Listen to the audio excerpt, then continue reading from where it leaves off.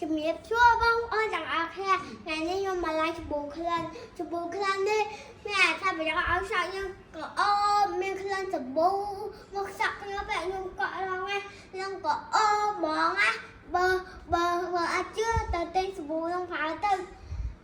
នៅស្រុកខ្មែរយើងគឺច្បូនឹងលក់នៅទីនៅផ្សារនៅជីកមកនៅបណ្ណាល័យ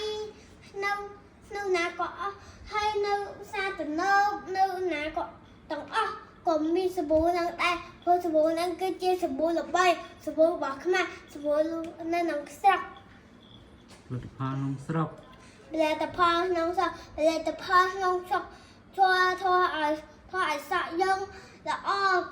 ក៏សាប៊ូថៃធ្វើឲ្យសក់យើងវាជ្រុះទៅគេថាយើងគឺជាក្មេងអត់មានសក់យល់ទេ